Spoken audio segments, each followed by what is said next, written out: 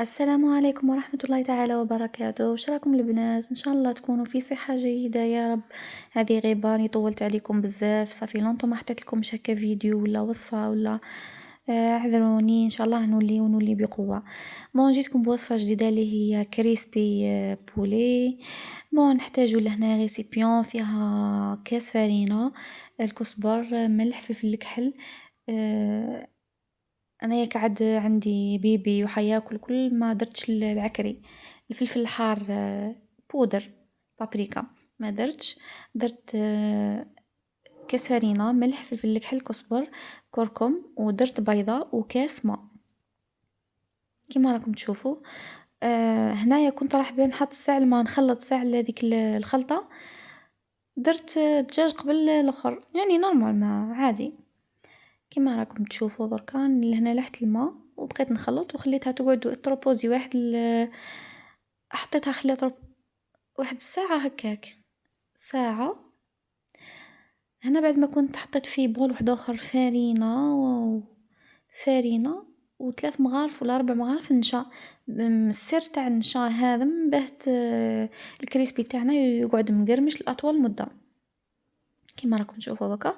والملح والفلفل الكحل في هاد الخلطة هذه تاع دركا. هنا بعد ما روبوزا هذاك الدجاج نتاعنا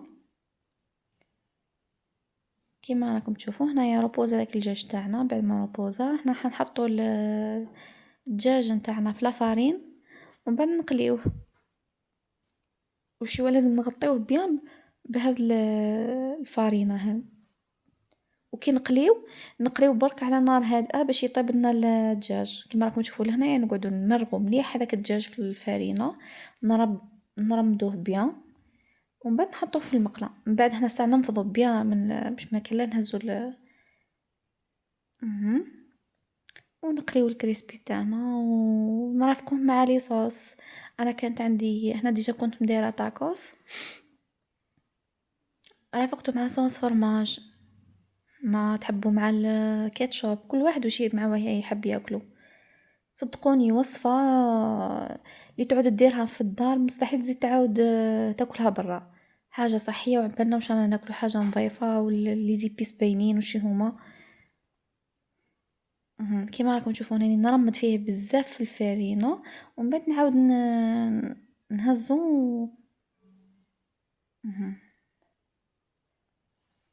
ويقطع كمية كبيرة. انا هنايا بنت لي درت درت مام با نص صدر دالي البلا الكبير طول كيما دوك تشوفوا. هاوليكم الكريسبي كيف يتقلى، خليوه يتحمر بيان باش يطيب لكم الدجاج من داخل.